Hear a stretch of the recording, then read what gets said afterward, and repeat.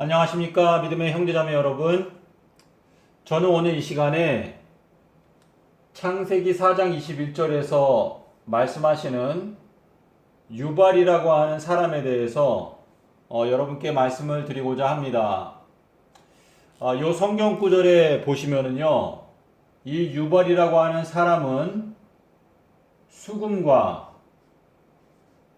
그리고 퉁소를 부는 자의 조상이 되었다 라고 기록하고 있는데, 다시 말해서 수금과 퉁소를 부는 자의 원조가 되었다 라는 의미가 되겠죠.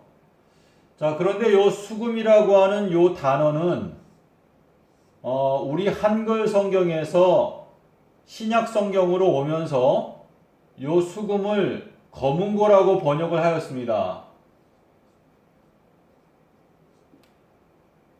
요 내용을 영어 성경으로 보면 둘 다 하프인데요. 구약 성경에서는 수금이라고 번역하고 신약 성경에서는 거문고라고 번역을 하였습니다. 그런데 요 거문고라고 하는 요 악기가 계시록 14장 2절에서 나오는데, 14만 4천에 대해서 설명하면서 하늘에서 거문고 타는 소리가 들릴 때 14만 4천이 새 노래를 부른다라고 하는 내용이 나옵니다. 그래서 요 거문고라고 하는 요 악기가 시편에도 많이 나오고 또 계시록에서 나오기 때문에 이 거문고 또 수금이라고 하는 요 악기가 갖고 있는 의미가 무엇인지 저희가 창세기 4장의 내용을 가지고 한번 생각해 보도록 하겠습니다. 여기 요 유발이라고 하는 요 이름의 뜻은 희년이라고 하는 뜻입니다. 희년. 근데 요것을 히브리어로 표기하게 되면 요드, 바브, 베이트, 라메드 이렇게 되는데요. 요 단어를 레위기서 25장 10절에서 하나님께서 이 희년 제도에 대해서 말씀하실 때 유발이라고 하는 단어를 사용하셨습니다. 자, 근데 요 희년이라고 하는 요 뜻은 이제 에스겔서 46장 17절에서는 요 희년을 자유의 해,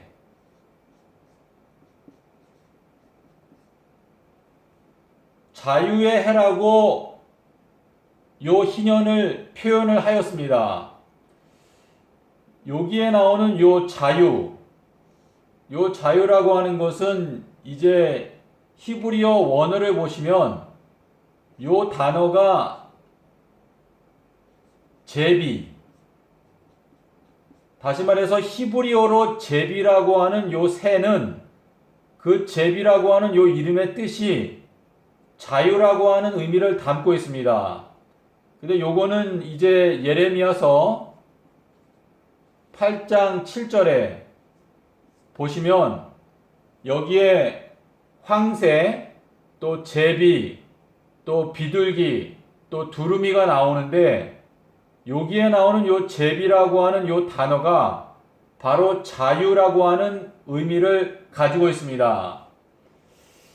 여러분께서 요 성경 구절을 읽게 되시면은요, 제비는 그 돌아오는 때를 안다 라고 말했고, 또 여기 요 성경 구절에서 황새,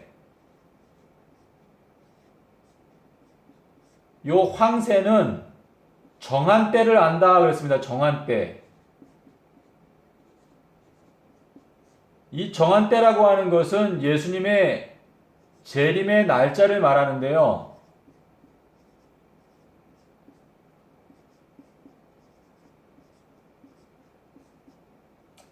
요 정한 때를 히브리어로 모에드라고 하죠. 모에드. 자, 그런데 요 정한 때라고 하는 단어는 우리가 아는 대로 하박국 2장 3절이나 2절인데요. 제 기억으로는 3절인데 여기에 보시면 이 묵시는 정한 때가 있나니 그 종말이 속히 이르겠고 결단코 거짓되지 아니하리라. 그래서 이 정한 때라고 하는 것은 예수님의 재림의 날짜를 의미하는데 여기에 황새가 나옵니다. 황새는 정한 때를 안다. 그리고 비둘기와 제비와 두루미는 돌아오는 때를 지킨다. 라고 기록했는데 이 제비라고 하는 것은 자유를 의미하고 그리고 요 황새라고 하는 요 히브리어 단어는 경건한 자. 그래서 여러분께서 성구사전에서 이 경건한 자라고 하는 단어를 찾아보시면 시편에서 하나님께서 경건한 자에게 그분의 은혜를 베푸신다라고 하는 말씀이 많이 나옵니다. 그런데 이 경건한 자가 황새로 표현이 되었는데 황새는 정한 때를 안다. 다시 말해서 재림의 날짜를 알 수 있다라고 하는 의미가 들어 있습니다. 자, 그래서 여러분 제가 여기 유발로 시작해서 이렇게 왔는데요. 이 유발이라고 하는 요 이름의 뜻이 희년인데 요 희년이라고 하는 요 단어 자체가 의미하는 것은 바로 예수님의 재림을 나타냅니다. 그런데 이 유발이라고 하는 요 사람은 수금과 퉁소를 부는 자들의 조상이 되었다 라고 설명하고 있습니다. 이 퉁소는요, 쉽게 말하면 피리입니다. 피리인데, 다시 말해서 입으로 부는 악기를 의미합니다. 근데 요 퉁소라고 하는 요 단어는, 히브리어로 사랑이라고 하는 단어와 또 입으로 불다 라고 하는 단어에서 온 단어입니다. 그리고 그런데 이제 제가 지금 여러분께 집중적으로 말씀드리고자 하는 것은 요 수금 또 거문고라고 하는 악기에 관해서 여러분께 집중적으로 말씀을 드리고자 합니다. 자, 그럼 요 수금이라고 하는 악기에 대해서 저희가 생각해 볼 때, 자, 시편에 보시면은요, 시편 49편 4절에 보시면 이러한 말씀이 있습니다. 내가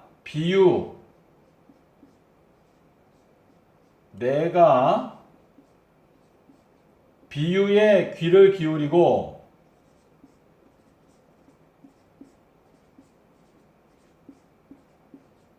그리고 수금을 타면서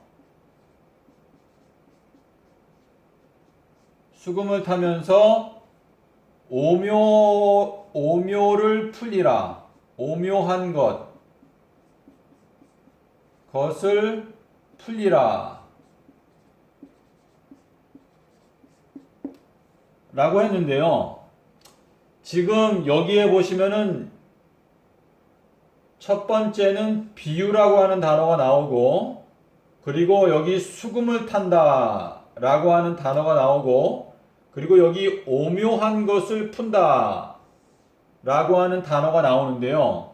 자, 그러면 첫 번째로 지금 수금을 얘기하기 전에 비유에 대해서 먼저 생각을 해보겠습니다.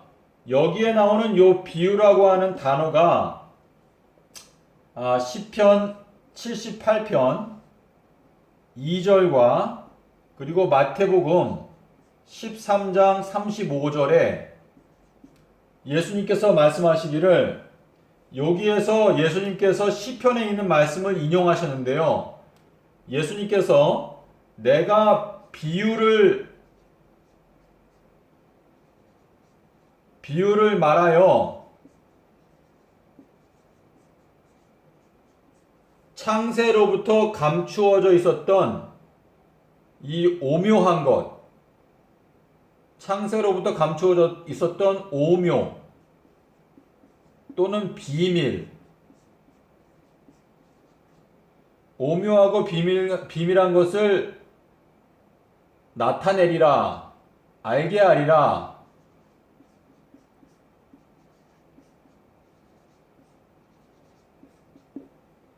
이렇게 말씀을 하셨는데요.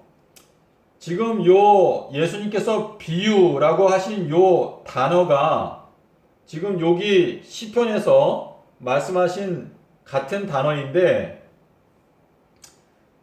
요 비유라고 하는 요 단어는 이제 히브리어로 마샬, 멤스, 신 그리고 라멧 이렇게 되는데요. 요 비유라고 하는 요 단어는 우리 성경에서 잠언이라고 하는 단어입니다. 잠언. 그래서 잠언서 1장 1절에 보시면 솔로몬의 잠언이라, 솔로몬의 비유라 이렇게 설명이 되어 있는데요. 솔로몬이 잠언서를 기록하면서 여기 6절에 보시면 잠언을 읽게 되면 오묘한 것을 깨닫게 된다라고 기록했습니다. 오묘한 것을 깨닫게 된다 이렇게 기록했는데, 요 오묘가 여기 예수님께서 말씀하신 요 오묘이고 또 여기 시편에서 말씀하신 오묘 같은 단어입니다. 자, 그런데 요 오묘라고 하는 단어는 여러분께서 사사기서 14장 14절과 여기 18절에 가시면 요 내용은 이제 삼손이 사람들에게 수수께끼를 냈던 장면이 나옵니다. 여기에 수수께끼, 요 수수께끼라고 하는 요 단어가 여기에서 나오는 오묘라고 하는 단어와 같은 단어입니다. 여기에서 삼손이 먹는 자에게서 먹는 것이 나오고 강한 자에게서 단 것이 나왔다라고 하는 수수께끼를 냈습니다. 근데 그 수수께끼의 정답은 사자였죠.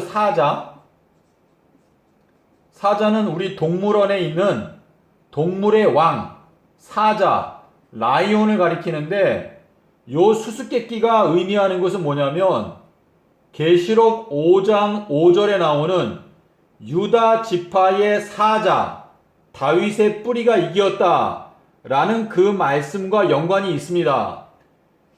자, 그런데 제가 지금 요 내용을 깊이 다루려고 하는 건 아니기 때문에 여러분께서 시간을 두고 요 내용은 개인적으로 생각을 해보시기를 바랍니다. 자, 지금 여기 잠언, 솔로몬의 비유, 그 솔로몬의 비유를 읽게 되면 오묘한 것, 수수께끼와 같은 것을 깨닫게 된다 라고 이렇게 설명을 하셨습니다. 자, 그런데 이 솔로몬은 우리가 아는 대로 열왕기상 3장 12절에 보시면 솔로몬은 이 지구에 살고 있는 모든 사람들 중에서 가장 지혜로운 지혜의 왕이다. 여기 하나님께서 약속하시기를 솔로몬 너 이전에도 너 이후에도 너와 같이 지혜로운 사람은 일어나는 일이 없게 될 것이다 라고 약속을 하셨습니다. 자, 그런데 마태복음 12장 42절에 보시면 여기에서 예수님께서 말씀하시기를 솔로몬보다 더 큰 이가 여기에 있느니라 라고 말씀하셨습니다. 그래서 우리가 예수님께서는 솔로몬보다도 더 지혜로운 분이기 때문에 여러분께서 성경 말씀을 보실 때에는 예수께서 가라사대 그 말씀이 이 우주에서 가장 지혜로운 분이 하신 말씀이라는 것을 기억하고 예수님의 말씀에 가장 깊은 관심을 기울여야 합니다. 예수님께서 요한복음 14장 24절로 제가 기억하는데요. 예수님께서 말씀하시기를 너희가 듣는 말은 내 말이 아니고 나를 보내신 아버지의 말씀이니라 라고 말씀을 하셨습니다. 그렇기 때문에 예수님께서 하신 말씀은 하늘 아버지께서 예수님에게 직접 알려주신 말씀입니다. 그러므로 우리는 예수님의 말씀에 집중해야 하고 그 다음으로 우리가 집중해야 하는 것은 바로 지혜의 왕이었던 솔로몬의 글, 아가서, 잠언서, 그리고 전도서, 이 말씀들이 지혜의 말씀이라는 것을 저희가 알 수 있습니다. 자, 그래서 지금 이 솔로몬의 지혜 가운데 한 가지 중요한 것이 무엇인가 하면 여러분 잠언서 7장 20절에 보시면 남편께서는 보름달이 뜰 때 집에 오신다 라고 말씀하셨는데요.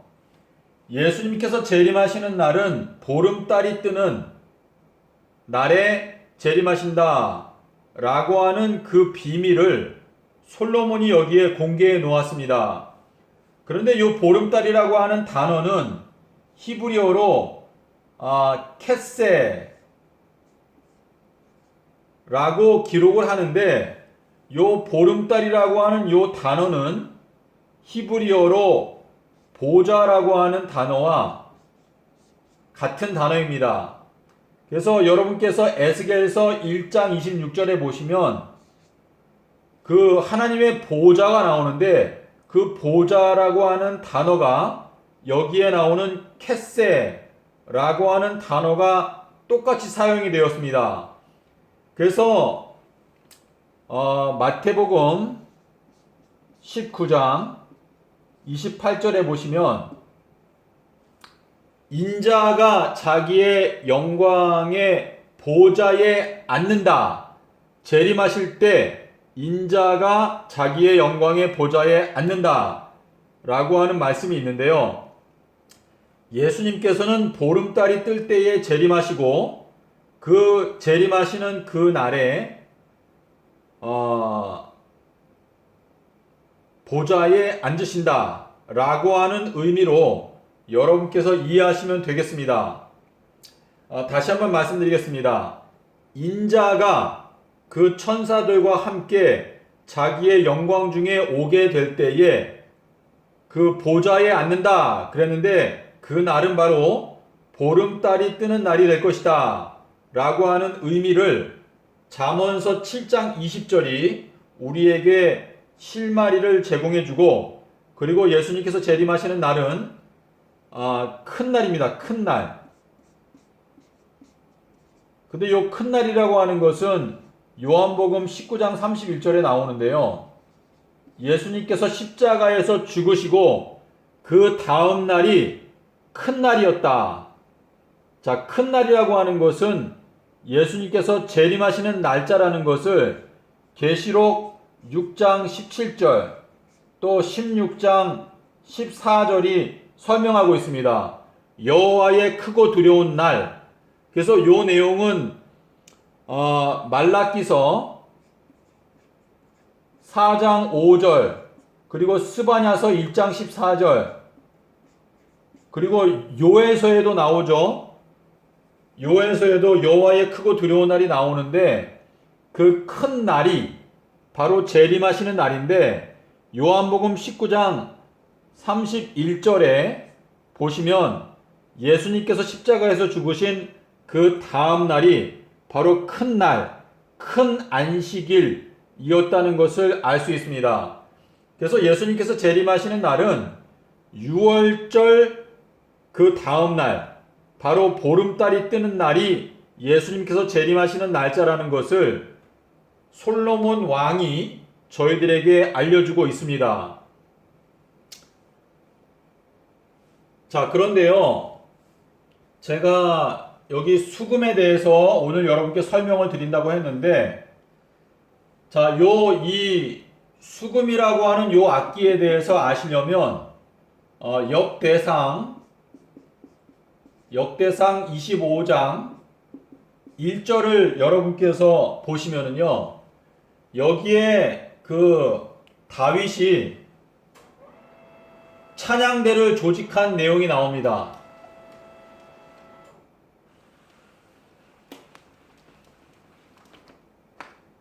여기 역대상 25장 1절에 보시면은요, 여러분께서 아사, 그리고 여두둔,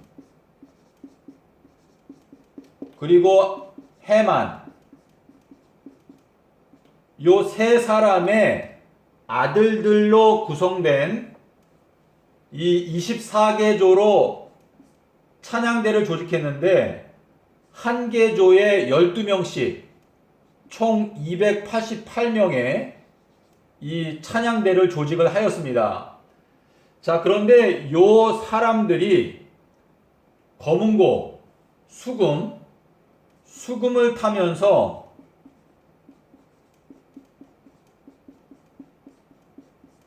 여러분이 갖고 계신 성경에 따라 번역이 조금씩 다른데요.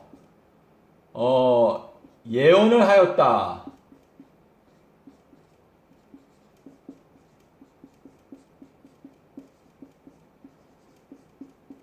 자, 여러분의 성경에 여기 신령한 노래,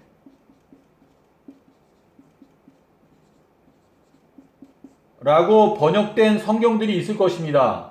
그런데 요 내용은 정확한 번역이 아니고, 여러분께서 요 성경 구절을 원어 성경을 보시면 예언을 하였다. 그 원나비라고 하는 건 이제 선지자를 말하는데요. 거기에 그 원나비라고 하는 단어가 여기에 사용이 되었습니다. 그래서 이 찬양대에 속해 있는 이 사람들이 검은고를 타면서 예언을 하였더라 라고 역대상 25장 1절에서 기록을 하고 있습니다. 그래서 여러분께서 여기에서 이해하실 수 있는 것은, 이 검은고라고 하는 이 악기는 예언의 말씀과 연관이 있다는 것, 예언을 하는 것과 연관이 있다는 것을 여기에서 이해하실 수 있습니다. 그리고 지금 제가 아까 말씀을 안 드렸는데요, 이 유발이라고 하는 이름의 뜻은 희년이라고 하는 뜻인데, 요 희년이라고 하는 뜻 말고 또 한 가지 뜻이 더 있습니다. 그것은 우리 물이 흐르는 이 강물을 말하는데요. 저희가 이 계시록에 보면 이 하나님의 많은 물소리, 이러한 표현도 나오는데, 여러분께서 그 내용을 이해하실 때 요 유발이라고 하는 단어가 강물이라고 하는 뜻도 가지고 있다는 것을 생각하시면 좀 더 쉽게 이 의미를 이해하실 수 있을 것입니다.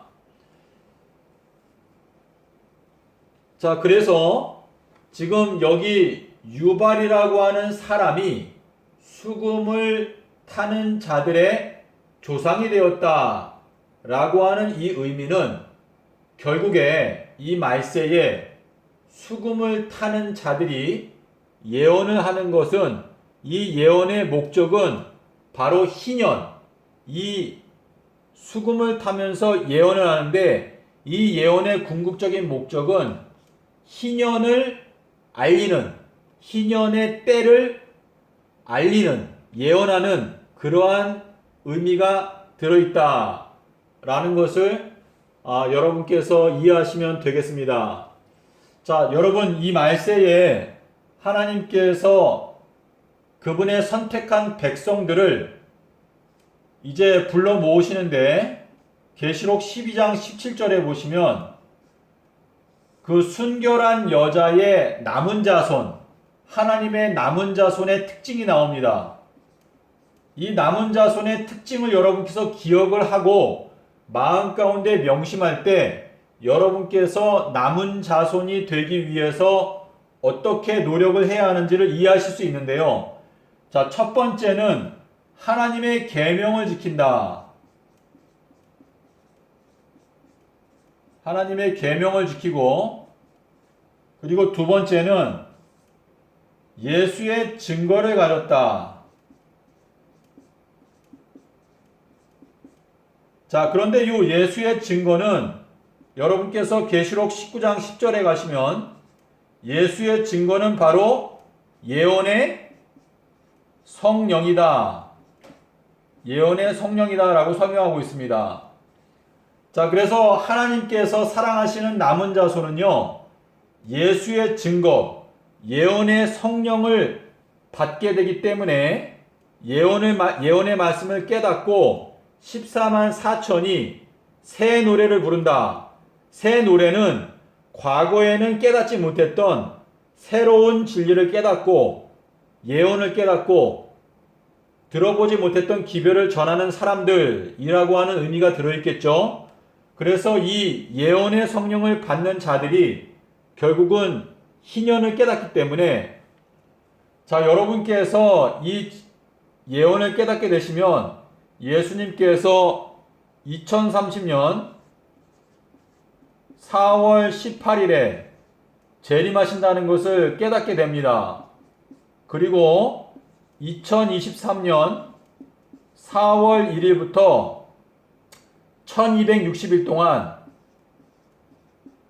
이 세상에 비가 오지 않게 된다는 것을 또한 깨닫게 되실 수 있습니다.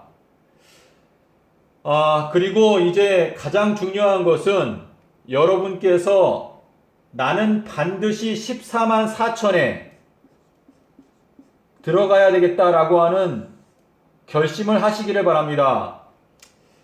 이스라엘 백성들이 출애굽할 때 200만 명 정도가 출애굽했죠. 200만 명.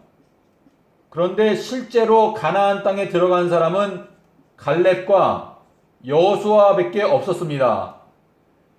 그 나머지 모든 사람들, 그 시체들은 전부 다 광야에서 40년을 지내는 동안에 그 시체들이 광야에 엎드러졌는데, 그것은 그 사람들이 마음을 강팍하게 했기 때문에 그들이 약속의 땅에 들어가지 못했다라고 히브리서가 설명하고 있습니다. 그러므로 여러분께서 이 14만 4천에 들어가기 위해서는 여러분께서 하나님께 여러분의 소원, 하나님 아버지, 저는 14만 4천에 반드시 들어가기를 원합니다.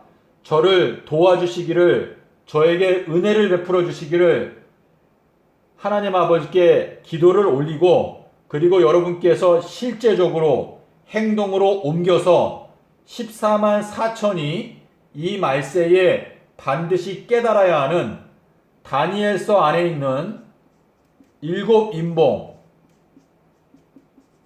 그리고 가장 중요한 것은 마태복음 12장 40절에 나오는 요나의 표적, 인자가 땅속에서 삼낮 삼밤을 지내리라 라고 하는 그 말씀을 여러분께서 확실히 깨닫게 될 때까지 연구를 하시고, 여러분의 마음 가운데 반석과 같은 진리의 말씀이 깨달아질 때까지 포기하지 마시기를 바랍니다. 자, 그러면은 제가 이제 요 하나님의 계명에 대해서 잠깐 설명을 드리고 이 영상을 마치도록 하겠습니다. 자, 요 내용을 잠깐 지우겠습니다.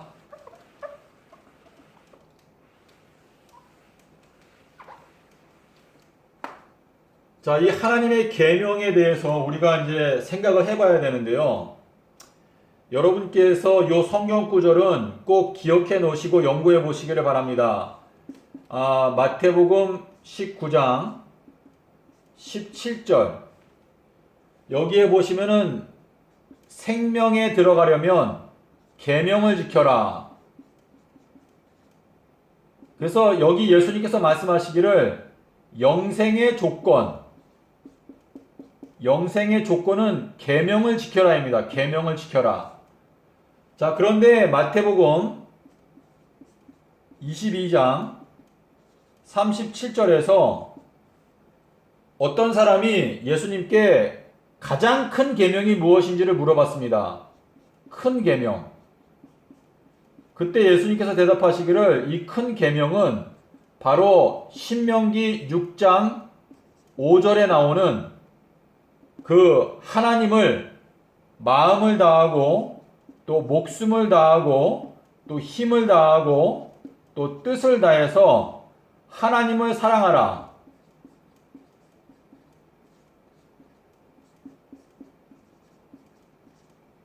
이것이 가장 큰 계명이다라고 말씀을 하셨습니다. 그런데 여러분께서 요 신명기 6장 5절에 보시면 요 마음과 목숨과 힘과 뜻을 다해서 하나님을 사랑하는 것이 요 계명이 바로 이마의 표, 이마의 표라고 말씀을 하셨습니다. 하나님께서 이마의 표징 이라고 말씀을 하셨는데요. 자, 여러분께서 요 내용을 생각하시면서 그 다음 성경 구절로 요한복음 15장 13절에 보시면 사람이 친구를 위해서 목숨을 버리면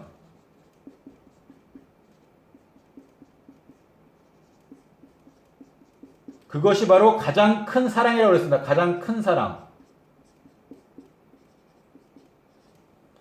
자, 여기에서 말씀하시는 사람이 친구를 위해서 목숨을 버리면 그것보다 큰 사랑이 없다 라고 말씀하셨는데 요 말씀은 예수님의 십자가를 설명하고 있는 것입니다.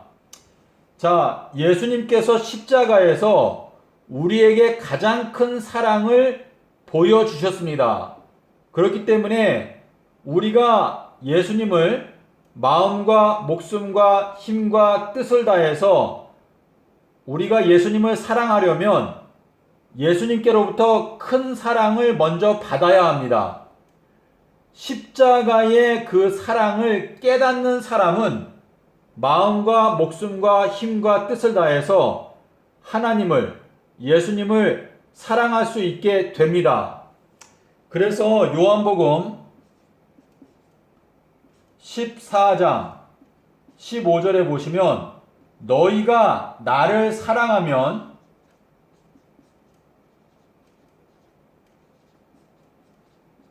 내 계명을 지키리라.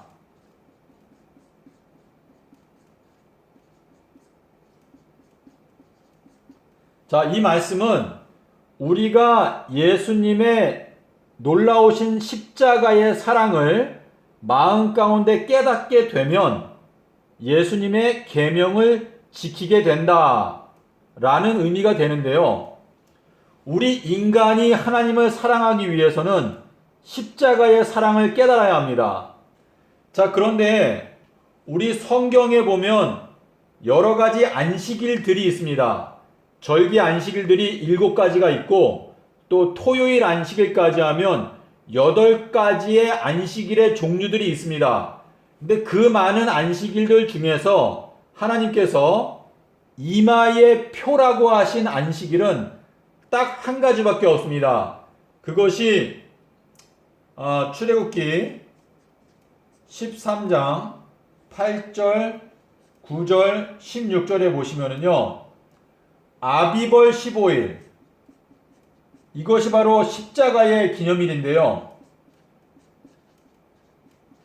요 아비벌 15일이 바로 이마의 표징이다 라고 말씀하셨습니다.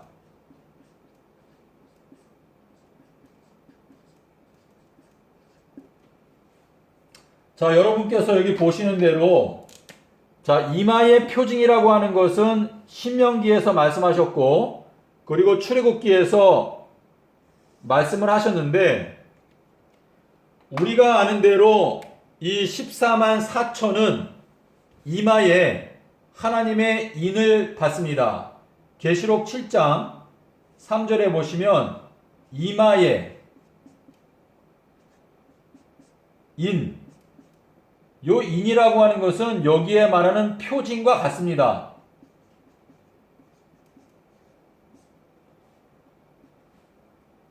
자, 그래서 이 14만 4천은 이마에 하나님의 인을 받는데 요 이마의 인의 참된 의미를 깨닫기 위해서는 구약 성경에서 이마의 표징이라고 말씀하신 요 두 성경 구절을 여러분께서 깊이 명상을 하시면은요, 이 내용의 진짜 의미는 무엇인가 하면 우리가 하나님을 정말 목숨을 다해서 사랑하기 위해서는 예수님께서 십자가에서 보여주신 이 큰 사랑을 우리가 마음 가운데 깨닫게 될 때에 하나님을 온 마음을 다해서 사랑할 수가 있는데, 그것이 바로 이마의 표징, 우리의 마음 가운데 깊이 새겨야 하는 계명인데, 이 예수님의 놀라우신 사랑, 이 십자가의 사랑은 우리가 영원토록 연구하고 또 깨달아야 하는 놀라운 사랑의 연구 주제입니다. 그런데 이 십자가의 큰 사랑을 우리가 영원토록 기억하기 위해서는 바로 이 큰 안식일, 아비벌 15일, 이것이 바로 큰 안식일입니다. 큰 안식일.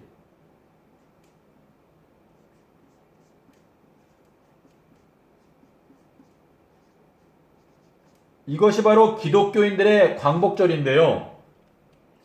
이 큰 안식일을 우리가 지킬 때에 우리들은 예수님의 십자가에 놀라우신 큰 사랑을 마음 가운데 결단코 잊어버릴 수가 없게 될 것이고, 영원한 세월이 흘러가도 우리들은 이 십자가의 사랑을 잊어버리지 않을 뿐만 아니라 이 큰 사랑을 점점 더 깊이 깨닫게 되기 때문에 우리는 정말 온 목숨을 다해서 하나님을 사랑할 수 있게 됩니다. 그리고 그 결과로 어느 누구도 선악과의 열매를 따먹지 않게 될 것입니다. 왜냐하면 하나님의 놀라우신 사랑에 대해서 어느 누구도 의심할 필요가 없게 될 것이기 때문입니다. 만약에 우리가 이 아비벌 15일, 이 십자가의 기념일을 지키지 않는다면, 다시 말해서 폐지시켜버린다면, 세월이 흘러가면 우리들은 예수님의 십자가의 그 역사를 마음 가운데서 잊어버리게 되고, 그리고 결국은 이 큰 사랑을 우리가 잊어버리게 되기 때문에 우리가 다시 선악과의 열매를 따먹게 되는 불순종의 역사가 또다시 반복될 수 있습니다. 이 우리가 배은망덕하다라고 하는 것은 어떤 하나님의 은혜를 잊어버리는 것을 말합니다. 그런데 이 십자가의 놀라우신 사랑, 이 사랑을 잊어버리지 않게 하는 것이 바로 이 아비벌 15일 큰 안식일, 이것이 바로 이 큰 안식일이 새 언약의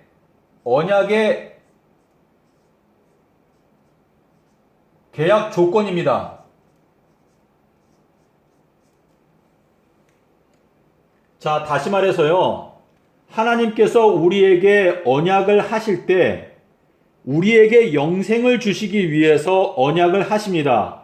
그런데 이 새 언약이라고 하는 것은 내가 너희들을 얼마나 사랑하는지 십자가에서 나의 놀라운 사랑을 너희들에게 보여주었는데, 그 십자가의 큰 사랑을 너희가 마음 가운데 영원토록 간직하기만 한다면 내가 너희들에게 영생을 보장하겠다.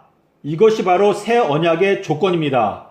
그리고 그 언약을 우리가 지킬 수 있는 방법은 바로 이 큰 안식일, 십자가의 놀라운 사랑을 기억하고 우리가 매년마다 지키게 되면 저희들은 하나님의 사랑을 영원토록 마음 가운데 간직할 수 있게 될 것입니다. 자, 내일은 광복절입니다. 8월 15일 광복절인데요.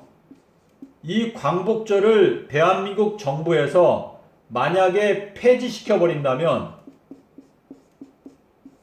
5,000년이 지나고 만년이 지나면 대한민국 국민 중에서 광복절의 역사를 기억하는 사람은 많지 않을 것입니다. 그리고 10만 년, 100만 년, 1000만 년이 지나면 대한민국 국민 모두가 광복절의 역사를 완전히 새카맣게 잊어버리게 될 것입니다.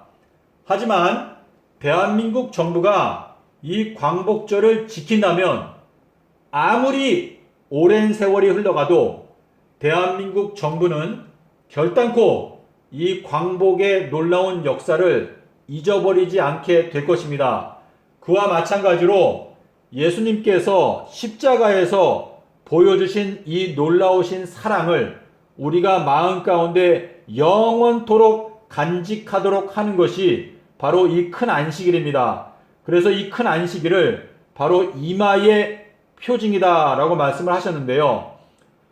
우리가 예수님을 사랑하게 되면, 예수님을 사랑한다는 것은 십자가의 사랑을 마음 가운데 정말 감사하게 된다면, 그렇다면 저희들은 이 예수님께서 십자가에서 제정하신 계명, 이 큰 안식일을 우리 모두가 지키기 원하게 될 것입니다. 그래서 이 말세에 하나님께서 부르시는 남은 자손의 특징, 하나님의 계명을 지키는 사람들은 이 큰 안식일을 지키게 될 것인데, 지금 현 기독교회는 캄캄한 흑암 가운데 있습니다. 그래서 이 흑암 가운데 있는 것을 깨닫기 위해서는 마태복음 12장 40절과